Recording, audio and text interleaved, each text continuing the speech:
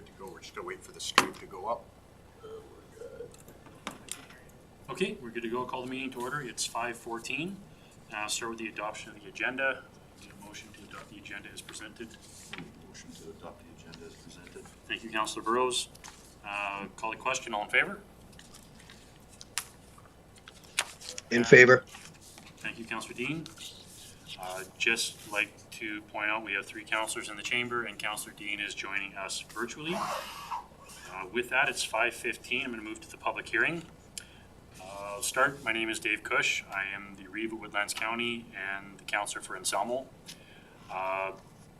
Before we proceed here, I'll just introduce the councillors we have. We have Councillor Kukin, councillor for Freeman River, Goose Lake, Councillor Burrows, White Court West, Yes. West, and Councillor Dean, White Court East or Central, sorry. Central. Central, joining us online.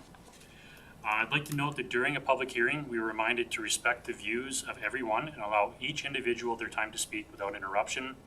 Each person wishing to speak has up to 5 minutes to make a presentation to council. Members of the public wishing to speak, though, for the public hearing need to state their full name, identify their address in Woodlands County, and whether they're speaking for themselves or for another person or group. All discussions of members of council, administration, and public shall be directed through the chair.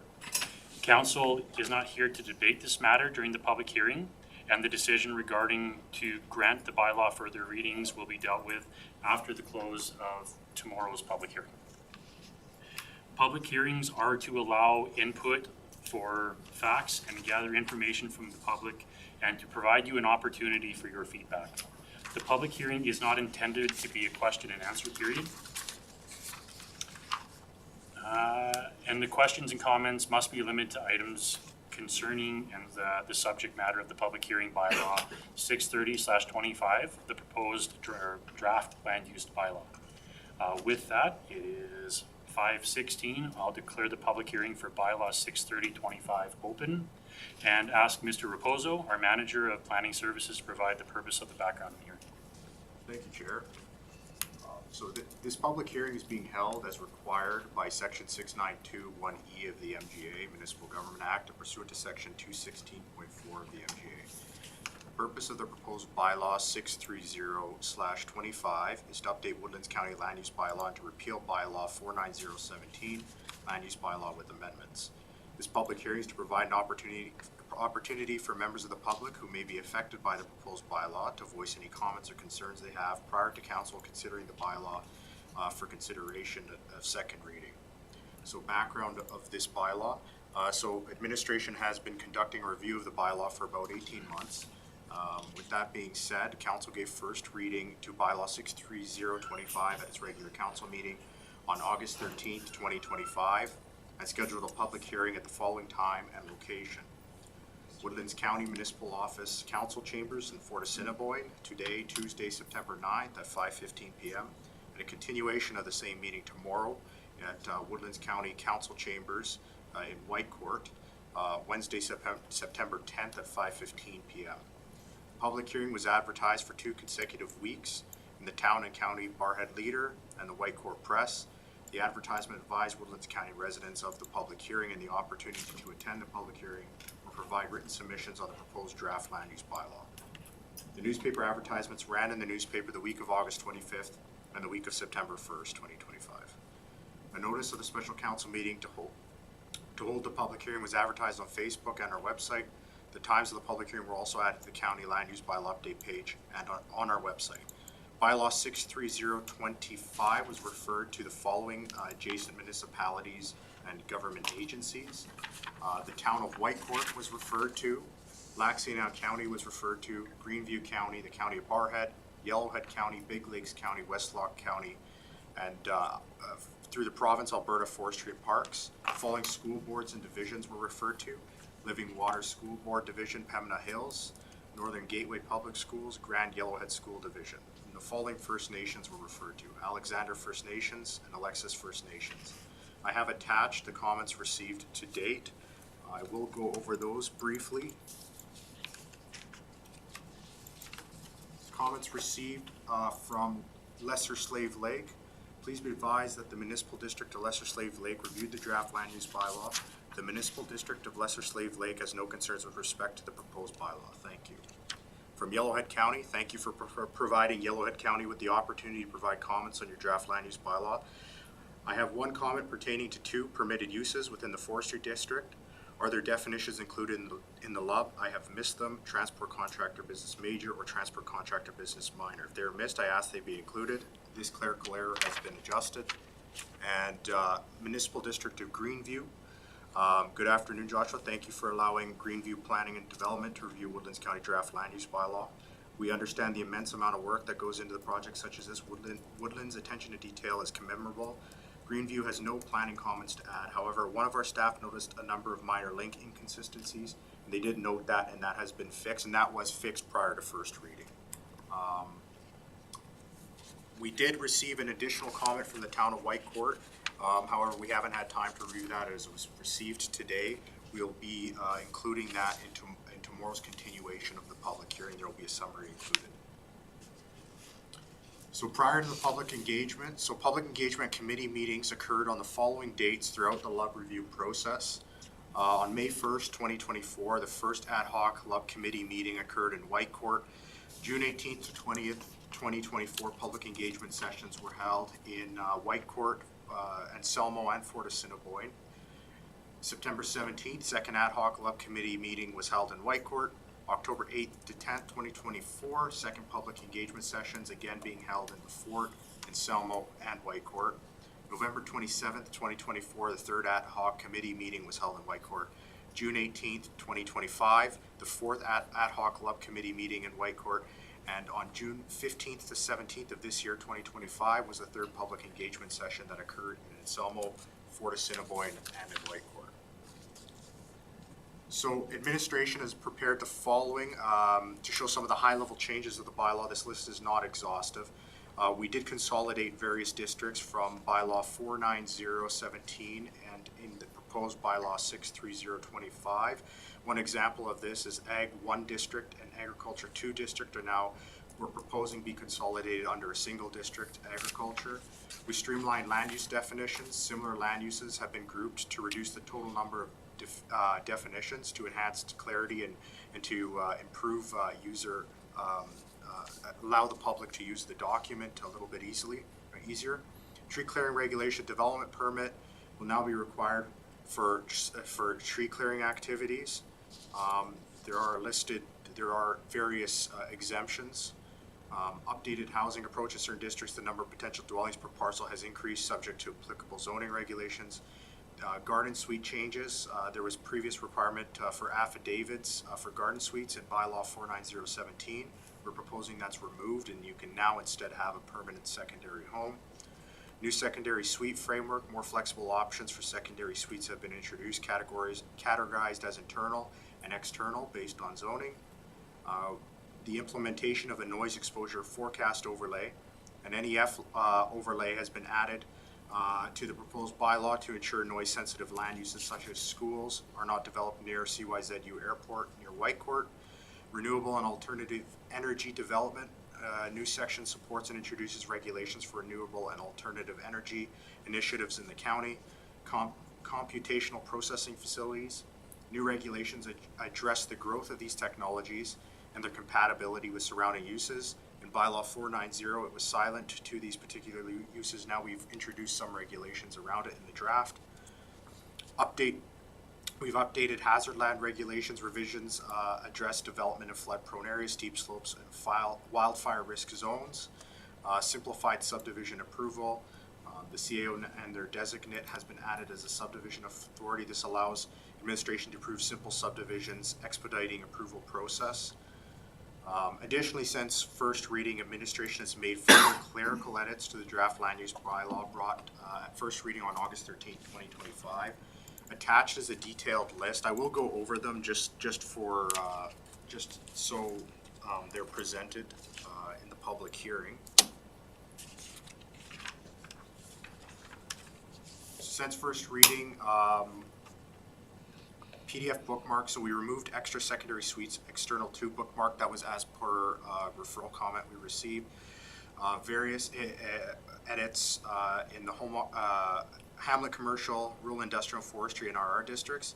Change to the communication facility discretion use to communication facility amateur. To remove a use that is not regulated by the county or replace it with a use that is. This was the intent to have it at first reading, however, that was a clerical error. Various in the ag districts, ag small holdings, country residential business, country residential restricted hamlet residential, manufactured home park, and public institutional districts. Again, in addition to, we've made an addition with communication facility amateur as a discretionary use. That was supposed to be the original intent of to be included in those districts. Page 17, added an R to the end of officer, clerical error. Added on page 18, section 3.2.4.1, added and decision to the end of the sentence to clarify the MPC is meant to render decisions on applications referred to it. Page 23, removed an S from the word grades under section 4.6.1.4.6. 25, we changed the word moved in to moved on. Again on 25, capitalize the term real property report to be consistent with previous clauses throughout the bylaw. 43, page 43, deleted discretionary use campground and industrial rule.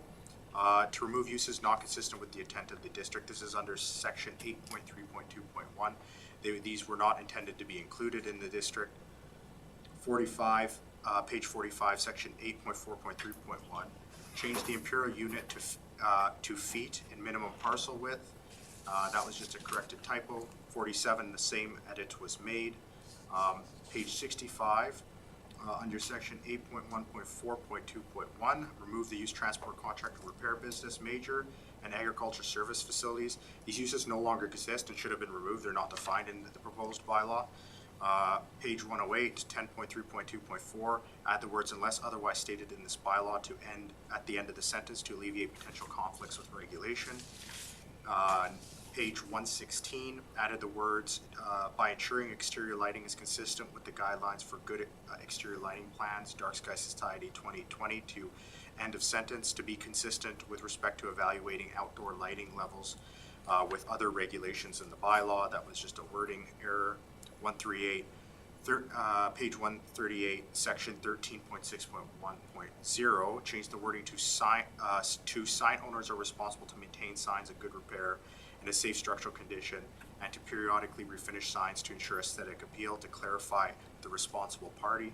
And finally, on page 145, natural resource extraction and processing definition, added the word timber to list of natural resources. To clarify, commercial logging is considered natural resource extraction.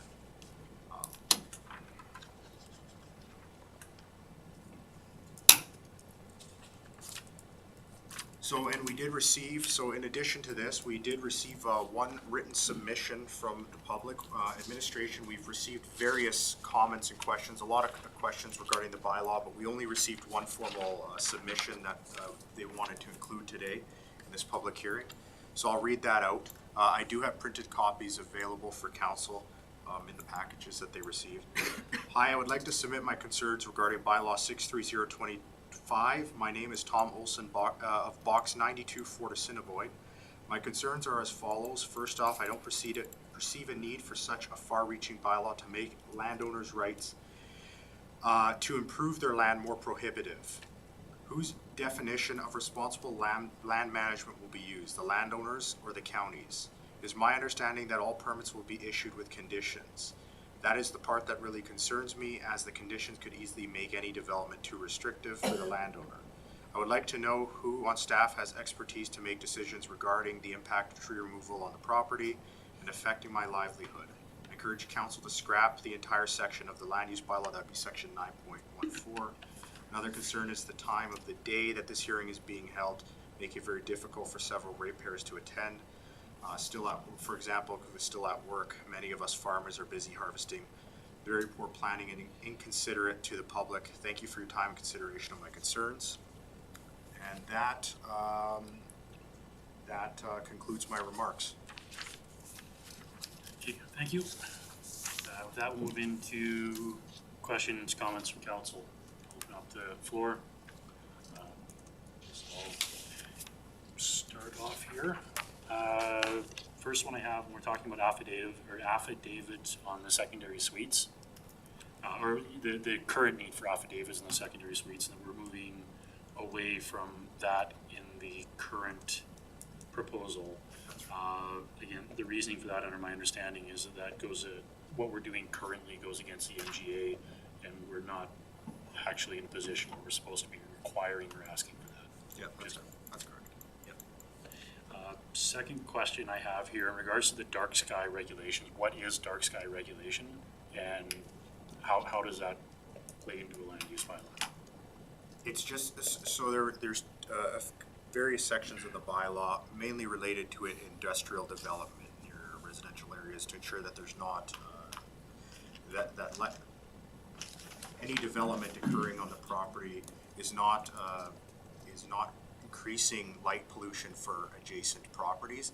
It's just a metric of measuring what the way we're going to consider, okay, like, what is it interfering with adjacent development? How much light will interfere with development? It also gives some standards on the plans that we'll accept and the standards we're going to be used. I think Vicky is also online. She's a little bit more knowledgeable on on what that is. And Vicky, I'll give it to you to expand on that. Okay, thanks, Joshua. Good evening. Through the chair, Dark Sky Society is an advocacy society that promotes protecting the night sky. So they work toward creating guidelines, information that people can follow voluntarily to reduce light pollution. And as you may already know, light pollution can impact the natural environment as well as the human environment. It interferes with circadian rhythms, migratory paths of animals and birds, and all sorts of other issues with light pollution. So one of the ways that a development officer can evaluate whether the lighting of a proposed development is reasonable is for that applicant to submit a photometric map. And any development that's like a larger scale development, their structures will have lights attached to the exterior or in the parking lots, and the suppliers of those lights can easily provide to the applicant a photometric map. And we, as development officers, can look at the photometric map to assess the lighting levels, which are shown on a map, sort of like contours or like ripples in the water. If you put a pebble into the water, the light contours kind of come out from the source. And at the edge of the properties, we want to see a minimum level of light. So Dark Sky Society provides what should be reasonable lighting standards for different kinds of outdoor developments. And so using those guidelines, a development officer can see whether the proposal is over illuminated for what the intent of the lighting is. So if it's for security, for a main entrance, for a loading area, for a parking lot, for a gas bar, for those sorts of things, there are standards that are recommended, and these are voluntary. But it's going back to the question of who has the authority or who has the ability to make these kinds of decisions. Development officers rely on these kinds of guidelines in making discretionary use decisions and in deciding whether something is suitable or reasonable in a location. So putting that into a land use bylaw allows the county to issue a condition of approval on a development permit that says that the lighting levels have to be consistent with these guidelines. If you don't have it in your land use bylaw, then you can't make a condition for it. So if the county is interested in preserving the rural character of the county and not having excessive light pollution, this would be one of those ways to achieve that. And just a follow-up to that, if I can. A lot of the examples you're given are more commercial, kind of industrial kind of developments. How would, what we'll say, we have kind of limited areas for those within the municipality, even within, say, our hamlets. How would this affect more so your, say, like residential areas or agriculture, and more along the lines of, we'll say, like people's security lights on houses, or yard lights or, that kind of area. Is that type of lighting still regulated or restricted, or on personal use outside of your commercial or industrial that you're giving examples? Is that kind of a separate piece? So the only two sections that this kind of regulation would pertain to are sections 11.1, alternative energy production, and section 11.6, the computational processing facilities. So these were, we would expect to see very large scale industrial type developments. This is not expected to be applied to hamlet commercial, residential, yard lights, or that sort of thing. There's only two sections of the bylaw where this regulation could be applied. And one more question if I can, in regards to tree clearing. When we take a look at the proposal on the tree clearing bylaw, I know there's been a lot of concern with individuals how it might be perceived as restrictive or, kind of in that. But what I've read going through it, that section of the bylaw doesn't really seem to have a lot of teeth involved for anything regardless. If you take a look, I mean, it doesn't affect anybody if you're clearing for the purpose of, we'll say for beautification of your property, for development in a property, for natural resource development, for agriculture, for just what any of the main purposes you'd be using it for. Now, in kind of regards to the proposal to what we have right now, it has a section in there we're talking about sensitive areas on hills, water banks, kind of that end, or slopes, that type of area, or the section part of that where they're talking about essentially the need for road use agreements if you're hauling logs out. That portion I'm assuming is currently captured in our current processes and how we do, and it's just kind of put in one place in here. That's correct. Yep. Councillor Coogan. Yeah, I've got a bit of concern as well with that section 914, I believe it is, with the tree clearing, and I've had a lot of ratepayers phone me and ask me about it. My concern is that who defines if you're clearing a fence line, or are we getting into a place that we're going to have to have a permit for all of these things? And so my concern is that we basically opened that one up from a one-off, and I think that I don't see enough definition of how that would be applied to be comfortable with actually making the decision that it should be in this language bylaw. Yes.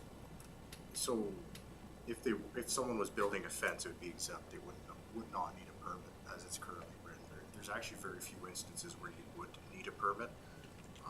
But that being said, I hear your concern. Councillor Dean. Excuse me. Thank you, Chair. To administration, and I guess, Josh, to what you just said, there are very few situations that would require a permit. I come back to the comment that Reeve Cush made that the section 9.14 doesn't really have any teeth. Not that we want to bite anybody, but when you look at the exemptions and you look at the standard definitions of normal tree clearing activities that would not require a permit, what type of tree clearing activities would require a permit? So right now, tree clearing under this proposal is defined under two definitions: tree clearing and natural resource extraction. Natural resource extraction covers what we would call consider commercial logging, where you're clearing entire quarters and selling the timber. That activity under our current bylaw is already it currently requires a permit. Right now, we've taken the definition, or we've taken tree clearing and split it up under two. We can consider them uses. The tree clearing section is basically saying that if you have a permit for anything existing, or if you're doing any activity under these exemptions, you don't need a permit. The only time you need a permit is if you're within that gray area that is not exempt under tree clearing and does not fall under natural resource extraction. So one example of that could be if you have a property, a smaller scale property, and you're clearing it to sell the timber, that would require a permit. We'd want to see a little bit more information on that application. That's really the only instance that I can come up with right now that would require a permit. I hope that answers your question, Councillor Dean. Yeah, I think it does, Josh, in the sense that the language within 9.14, it has intent, but it really has no application. And I just don't see this section addressing the one-off that Councillor Culkin referred to. And I also want to ask for clarification. You mentioned that currently our current land use bylaw requires a permit for any commercial logging operation. It's my understanding that permitting process does not take place right now. As it's written, yes, it's currently under the bylaw, but county precedents, we've never enforced it. So does that mean that with this new language, this new bylaw, we are going to require permits for all commercial logging operations? No, it's simply a carryover from the old bylaw. Okay, so once again, I just don't see the language within this section really having any substance to it. Councillor Dean, what I would suggest, recommend, council doesn't have appetite to include this section, is that we just remove it. Or, sorry, council make the motion to remove it prior to second reading. Yeah, and we'll deal with that tomorrow then, right? That's right. Yeah, okay, thank you. Anything else from council? Yeah, I mean, Councillor Rose? thank you, Mr. Chair. Yeah, I had concerns around 914 as well, and I mean, just the very beginning in all districts, you know, tree clearing is considered discretionary use and shall require a development permit. It's kind of a little scary when you read the first line. I get where people are coming from, and I think for the most part, we've actually worked really hard to make the land use bylaws more user-friendly and actually allow land users to do more with their land, their secondary dwellings, and the garden suites, the removal of restrictions off of some of that, and permitting secondary homes as well. So yeah, I think we'll deal with that 914 tomorrow. Anything else from council? Not seeing any. I'll move it to the public. Starting with people speaking in favor of any section. Don't see anybody rushing up. Not everybody at once. All right. And we'll move to anybody opposed. Again, if you would like to speak, need to state your name, your county address, and if you're speaking for yourself or for a group or another person. Mr. Klein? My concern is exactly what you gentlemen were just talking about. A number of years ago, Miller Western bought a bunch of private land north of the Timmy area, came in and logged it all off strictly for the logs and let it regrow. I now have some neighbors that are looking at buying some private land, and they're gonna log it off instead of pushing it in piles and going, and it's gonna go to waste, they're gonna log it and then turn it into farmland. For them to go out and have to get a permit to do that doesn't make any sense at all. You know, there's a shortage of farmland in this country. You go north and they're in the Timmy area, if you look at some of the old land use maps that you get to for agriculture or the Canadian land, and some of our best land in the counties up there. I hate to think that we have to get to a point to develop land that we have to first come to the county to get a permit, and then we go to the province. We're creating rules that we don't need. We need more, in my opinion, we need some more farmland, not tied up with more rules. Thank you. Thank you. Anybody else? I need a clarification, I think. Okay, you just, sorry, you gotta, Oh, sorry. Louise Ralston, I live in Goose Lake. Thank you. Okay, so on a quarter section, how many houses are you currently allowed to have? Not subdivided, just my quarter of land. Depends on the zoning of the property. So are you talking generally, It's just nothing is simple. not a straightforward answer. Okay, but you're changing it in the new land use bylaw, if I understand correctly. That's correct. I'm gonna assume you're asking about agriculture land? Yeah, so I think I'm in A2. Yeah, so I'll answer it off of that, so we don't get into the zoning. I'll assume it's just an agriculture quarter, and I'll compare to our current bylaw and what the new bylaw says. The current bylaw, right, if you're A2, you can have 4 parcels, give or take, max, at any given time. You could have 2 homes per parcel. Okay. Sorry, 3 parcels in the current bylaw, 2 homes currently. And if you can make the argument that you're above 70 acres, you can make the argument that you need farmhand, you might be able to get another one in there. Under the new bylaw, we're changing it slightly. So now it's a condensed, the A2 and A1 would be condensed under one district. And a number of parcels now will be based off the farmland value assessment. So the farmland value assessment is defined in our MDP.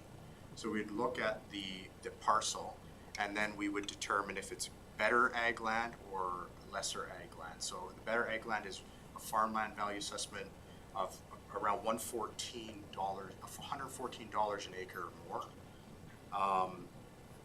And on better ag land, I'll get you the exact number of what we're proposing for the density on that. I just want to make sure I'm giving you the correct information.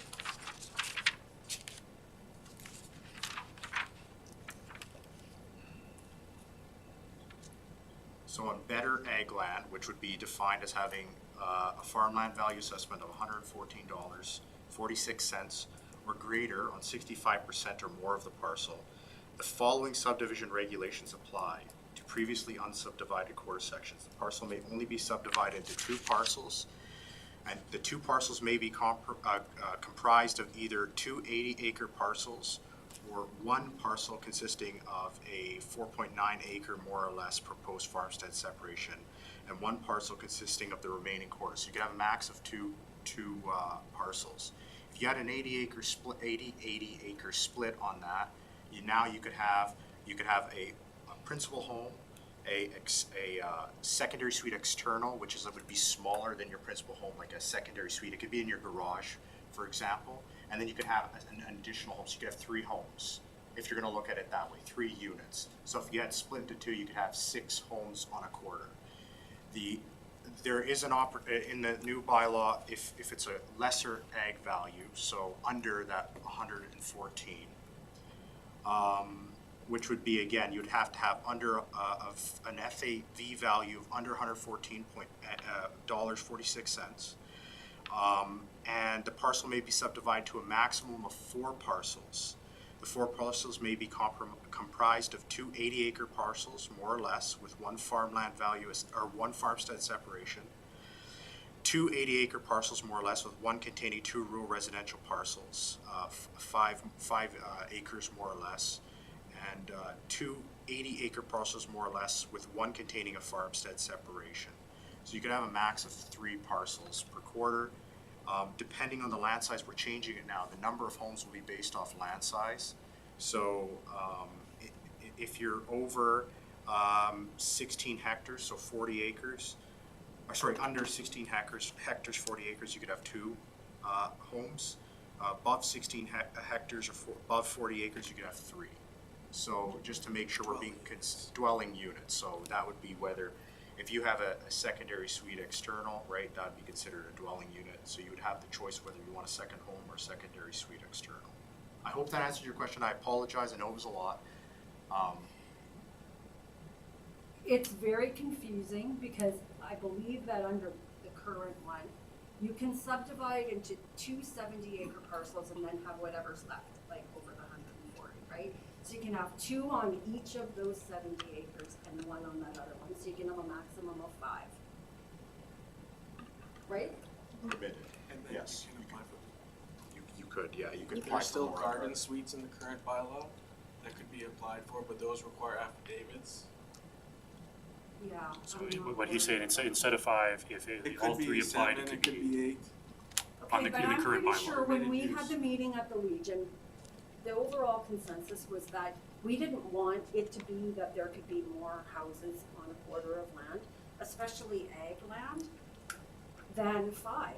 But now you guys are going to 8, so I I'd don't like to, understand I just why need you to point out asked us. that this isn't supposed to be a Q&A back and forth in here.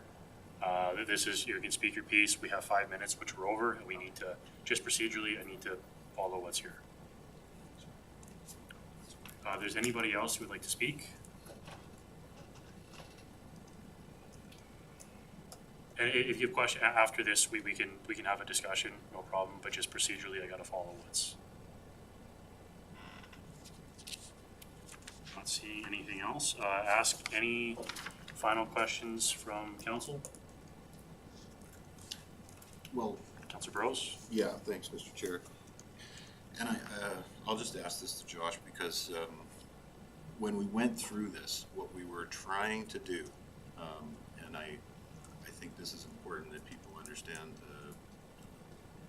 the methodology around that, was that you got freedom to do things with your land, but we were also trying to make sure that prime agricultural land or very good value agricultural land doesn't end up getting subdivided into a bunch of little small areas that now you lose your farmland. So, and part of that you're seeing in the new regulations under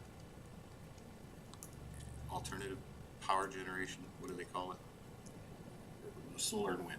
Right. Yeah. What do we Yeah, call that? Alternative power It generation. is alternative, okay, sorry.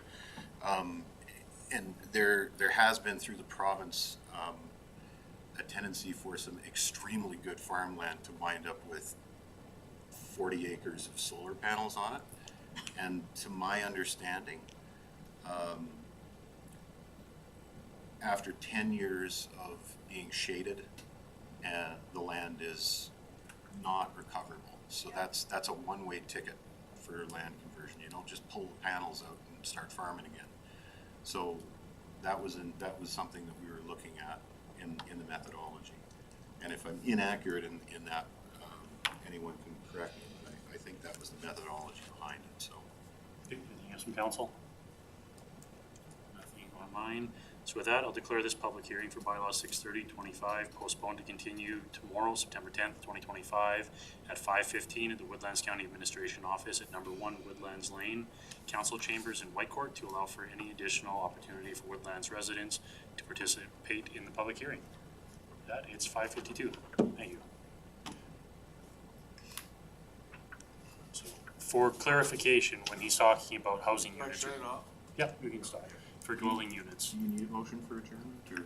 It's a recess.